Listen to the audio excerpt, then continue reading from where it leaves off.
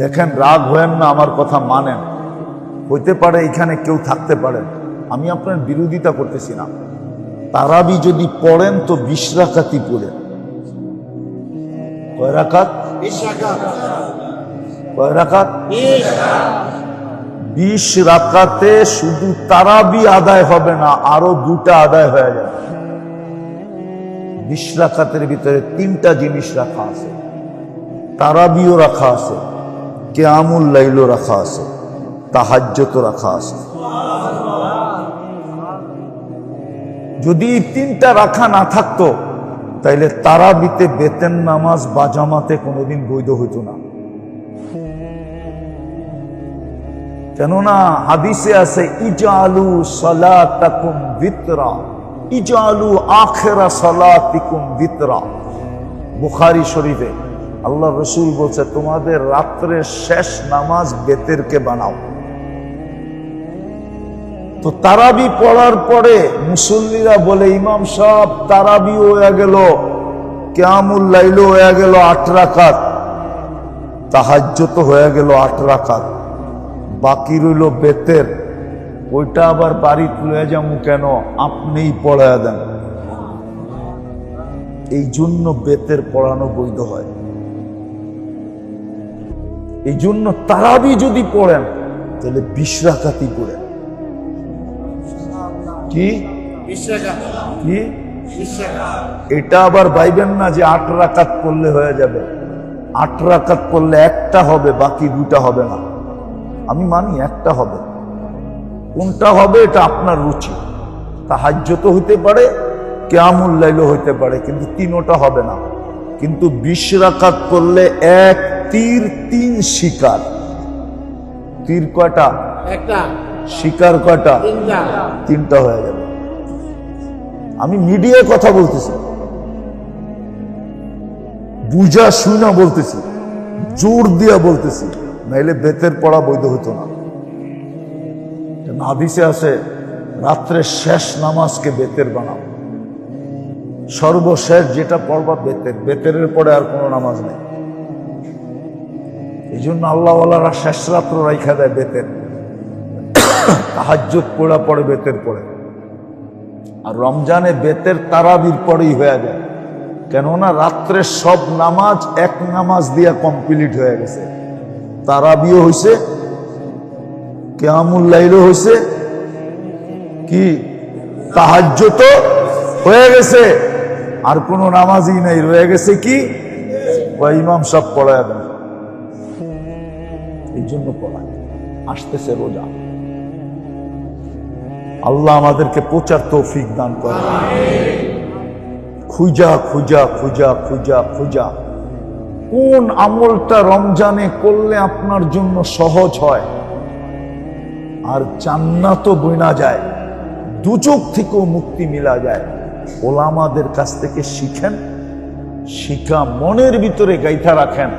যদি রমজান মিলল তো ওই কামটা চুপে চাপে করেন। চুপে চাপে কইরা, হ্যাঁ, মনে ফুর্তি নিয়ে ঘুমায় যান। যদি কেউ জিজ্ঞাসা করে এত ফুর্তি কেন, তো কইরা ফেলছি। কি কি কি যদি কয় কি করছ, বলা যাবে না, চুপে চাপে করছি তো এই জন্য বলা যাবে না, কিন্তু কইরা ফেলছি। বলা যাবে না কিন্তু কইরা ফেলছি, কাম বানায় ফেলছি, জান্নাত নিয়ে আনিছি, কিন্তু বলা যাবে না করছি কি, চুপে চুপে চাপে করছি। ওলামাদের থেকে শিখেন, শিখবেন ইনশাআল্লাহ। হ্যাঁ, ইনশাআল্লাহ। একটা কিন্তু আমি বইলেও দিছিলাম, আরো আছে রমজানে, আরো আছে, আরো আছে। একটাই যদি করতে পারেন চুপে চাপে, কাউরে জানাইলেন না, শুধু জানলো কে? কে জানলো? কে জানলো? শুধু উনি জানলো। ওই দাদার মতো, দাদা চিনেন? আবার দাদা মনে করেন না বাপের বাপ দাদা, এটা না, ধা ধা, বড় ধ দিয়া দাদা। ধাঁধা চিনেন? জি। বাগানে একটা শব্দ হইলো, শুনলো একজনে, শুনলো দুইজনে, ওই দুইজনে গেল না, গেল অন্য দুইজনে, ওই দুইজনও দেখলো না, দেখলো অন্য দুইজনে, ওই দুইজনও নিল না, নিল অন্য দুইজনে, ওই দুইজনও খাইলো না, খাইলো অন্য একজনে, কিন্তু পুরাটাই একজন। ঠিক না?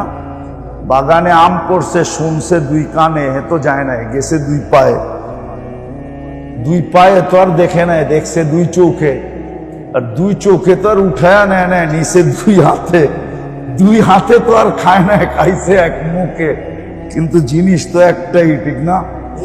হ্যাঁ, আপনিও রমজানের শিখা এরকম একটা করে রাখেন, চুপে চাপে ছোটখাটো একটা করে রাখেন ধাঁধার মতো, দেখবেন যে ইনশাআল্লাহ কাম হয়ে গেছে। যে রমজানের চাঁদ উঠার সাথে সাথেও মারা যাবে, সেও কিন্তু বিরাট বড় পুরস্কার নিয়ে কবরে চলে যাবে। যদিও আমি এই শব্দটাকে এইভাবে বলি যে সেও কিন্তু রান আউটের থেকে বেঁচে যাবে। কি রান আউটের থেকে বাঁচার জন্য পদ্ধতি কি? দৌড়াইতে দৌড়াইতে রেখার ভিতরে পাও ঢুকাইতে পারলেই রান আউটের থেকে বেঁচে যাবে। ঠিক না? যদি পাও না ঢুকাইতে পারলো, শুয়া যদি ব্যাটটাও ব্যাটের আগাও ঢুকায় দিতে পারে, তাইলেও বেঁচে যাবে। এই জন্যই আল্লাহ রসুল দোয়া করছেন, বাল্লিগনা রমাদান। আল্লাহ চাঁদটা উঠার সাথে সাথেও যদি নিয়ে যান, তো আমি আউট হওয়ার থেকে বেঁচে যাব। বুঝা গেল ও জান্নাতের পুরস্কার লয়ে মরে যাবে, ও জান্নাতি হয়ে যাবে। এই জন্য আল্লাহওয়ালাদেরকে জিজ্ঞাসা করছে মরার উত্তম সময় কি। আমি দুই একটা দেখাইতেছি আপনাদেরকে, বাকিটি ওলামাদের থেকে জেনে নিয়ে। মরার উত্তম সময় হইল রমজান মাসে মরা, শুক্রবারে মরা, আল্লাহর রাস্তায় মরা। আরো কিছু আছে, আরো কিছু মনে উঠলো, এই জন্য বলতেছি। এক ব্যক্তি এসা, সাহাবি এসা আল্লাহ রসুলের কাছে বলতেছে, অভিযোগ করতেছে, ইয়া রাসূলুল্লাহ, ইয়া রাসূলুল্লাহ,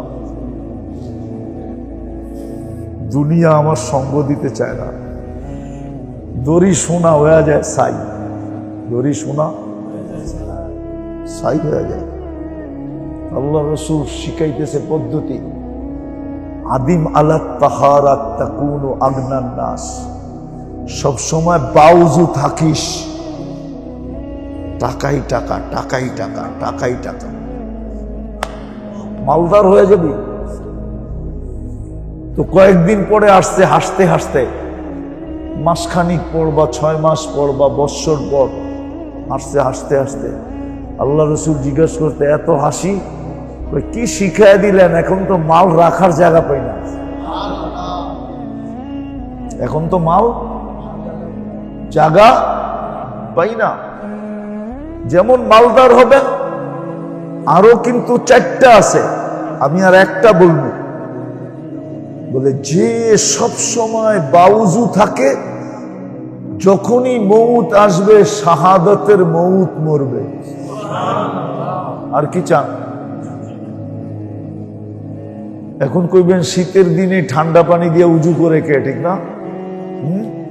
আপনি ঠান্ডা পানি দিয়ে উজু করেন না, তয়াম্মুম করেন, নফল তয়াম্মুম বৈধ আছে, জিগান আপনাদের ইমাম সাহেবের কাছে। হ্যাঁ, ওইটা দিয়ে নামাজ পড়তে পারবেন না, কিন্তু আপনি তহারাত হয়ে যাবে। কি হয়ে যাবে? পবিত্রতা হয়ে যাবে, আপনি পবিত্র, আপনি বাউজু, এটা গণ্য হবে, এটা গণ্য হবে।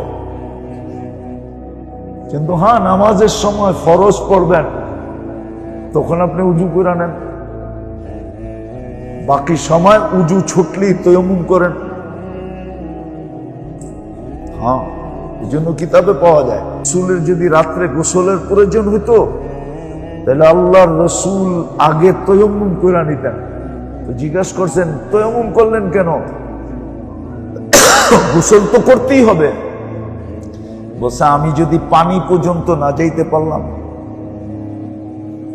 পানি পর্যন্ত না যাইতে পারলাম, পানি পর্যন্ত যাওয়ার যদি সুযোগ না পাইলাম, এই জন্য আমি আগেই তহারাত হাসিল করে আনিছি তয়াম্মুমের দ্বারা।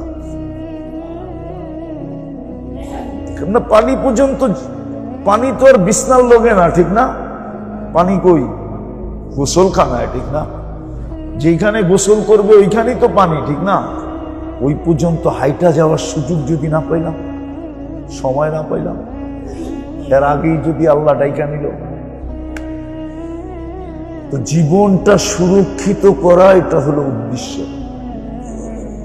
সুরক্ষিত করার পদ্ধতি আল্লাহ সহজভাবে আমাদের জন্য নিজের পক্ষ থেকে এটাকে পুরস্কার বলতে পারেন, পুরস্কার দিয়েছেন। যেমন একটা হাদিস দিয়ে শেষ করতেছি, সুরক্ষিত করার জন্য 5 জিনিস নির্ধারিত করছেন। কি? যেটা হাদিসে আছে, ইগতানিম খামসান ক্বাবলা খামসিন। 5 জিনিসকে সুরক্ষিত করো, পুরো জীবন সুরক্ষিত হয়ে যাবে। 5 জিনিসকে সুরক্ষিত করো, পুরো জীবন সুরক্ষিত হবে। যৌবনকে সুরক্ষিত করো, তাইলে বোঝা গেল যৌবনের পরের পর্বগুলো সুরক্ষিত হয়ে যাবে। যৌবনের পরের পর্ব কি? বৃদ্ধ। বৃদ্ধ বয়সটা সুরক্ষিত হয়ে যাবে। এটার 2টা পদ্ধতি হতে পারে। একটা হয়তো আল্লাহ বৃদ্ধ বয়সে একে দিয়ে আমল করায় নিবে। কি করবে? আমল। আর আরেকটা হবে যৌবন সুরক্ষিত করার কারণে পরে যতদিন বেঁচে থাকবে অত দিনটাকে সুরক্ষিতর খাতায় আগেই লেখা নিবে। মনে হয় বুঝাইতে পারিনি। দ্বিতীয়টা মনে হয় বুঝাইতে পারিনি। একটা হলো আমল করায় নিবে, আর একটা হলো যৌবন সুরক্ষিত করার কারণে যৌবনের পরে যতটুকু জীবন পাইল ওটাকে আগেই সুরক্ষিতর খাতায় লেখা রাখছে। যে মাখন যখন আমাকে দিয়া দিছে, তো মাঠাটার কই বেচতে যাইব? মাঠাটার, আরে মাখন বাহির করলে কি থাকে? মাঠা থাকে না? মাঠাটার কই বিক্রি করবে? ভুলটার কই বিক্রি করবে? আল্লাহ বলে মাখন যখন আমারে দিয়া দিছে, তো বাকিটাও আমারই দিয়া দে, লেখা লইলাম। এই এক পদ্ধতি। আরেকটা পদ্ধতি হলো আল্লাহ করায় নিবে। এই জন্য আমরা দেখতাম, আপনারা দেখছেন কিনা জানি না, হাফিজ হুজুরে দেখছেন? কেউ দেখেন নাই? ইন্না লিল্লাহ, কেউ দেখেন নাই? এখানে কেউ নাই হাফিজ হুজুরে দেখছেন? কামরাঙ্গীর চরের হাফিজ হুজুর দেখছেন? সব সময় ঠোঁট লড়তে থাকতো, রুই মাছের মতো। ঠিক, সব সময় ঠোঁট লড়তে থাকতো। ওনারে জিজ্ঞাসা করতেন আপনি কি করেন, এর ঠোঁট লড়ে কেন? আমি সারাদিন কোরআন শরীফ পড়ি। উনি হাফেজ ছিলেন। চলাফেরা করতেন হুইল চেয়ারে। কিন্তু আমার জীবনে আমি যতদিন দেখছি, আমি টানা ৭৬ থেকে নিয়ে ৮১-৮২ পর্যন্ত হাফেজ হুজুরকে দেখছি। আমি কামরাঙ্গীর চর পড়ছি শুরু থেকে। আমি হাফেজ হুজুরকে কোনো দিন চেয়ারে বসে নামাজ পড়তে দেখি। দাঁড় করাইয়া দিতেন, এক এক রাকাতের ভিতরে ৬ পারা পড়তেন। দাঁড়ায় পড়তেছে। পড়তেন তো না, পড়ায়া নিতেন। কে? কে? কে?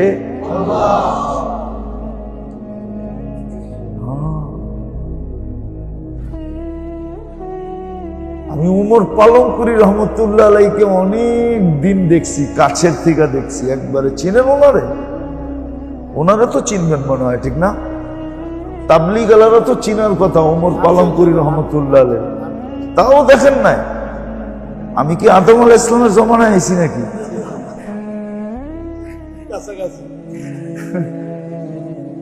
আমি অনেক দিন কাছের থেকে দেখছি।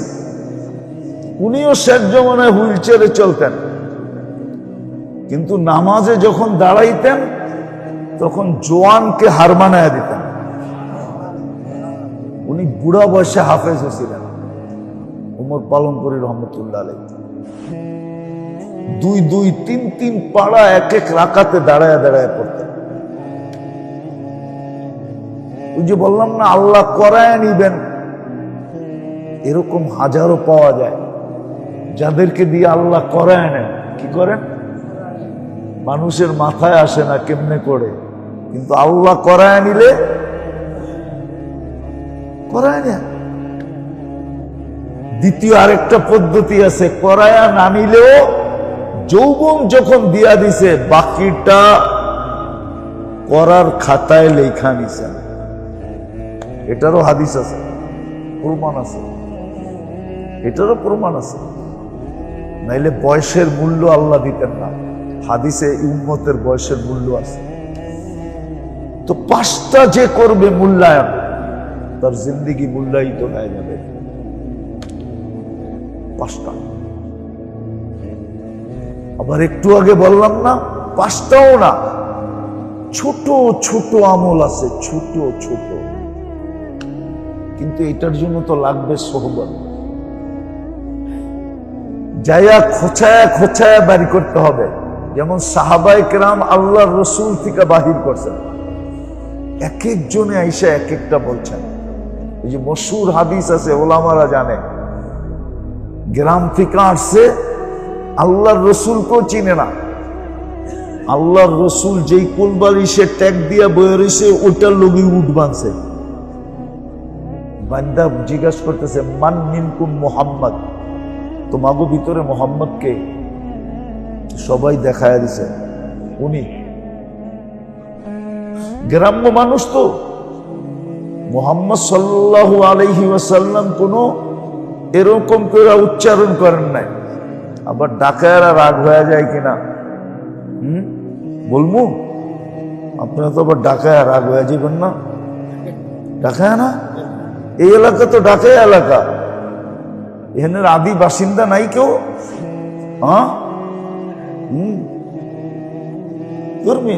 এটা আদি বাসিন্দা, আদি ডাকায় না এরা। মুগদাও তো আদি বাসিন্দা, ঠিক না?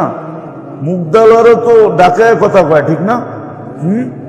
এরা তো চিনবই না মনে হয়। কমু চেগলা চিনেন? চেগলা চিনেন তো না, এটা ডাকায় শব্দ। চেগলা কয় কাদারে, ডাকাই জানে না। জারণ চিনেন? জারণ এটাও তো চিনেন না। তোয়াইলারে কয় জারণ, জারণটা লিয়ায়। বাইরে যে ইসলাম চেগলা আছে ওটা যাবি। ডাকায়া শব্দ, তো ডাকায়া শব্দের ভিতরে আছে আবেহালা, ঠিক না? বলতে বলতে বলতে এমন অভ্যাস হয়ে গেছে, অনেকে আবার কয় আল্লাহরেও কয়া ফেলা এটা। আরে নাউজুবিল্লাহ, এটা ভাষা। এটা কি কি? বাপেরে কইতেছে বুড়া হালারে কইলাম হজে যাইবাল, বুড়া হালারে হজে যাইবার না করলাম, হজে তো যাইবো যাইবো, আবার যুব্য অভি বানাইছে। আমি ক্রিটিসাইজ করতেছি না, ভাষার ভিতরে একটা মাধুর্যতা আছে, যেটা বুঝাইতে চাইতেছিলাম। হ্যাঁ, আল্লাহ সুযোগ তৈরি করে দেয়। 5টা সুরক্ষিত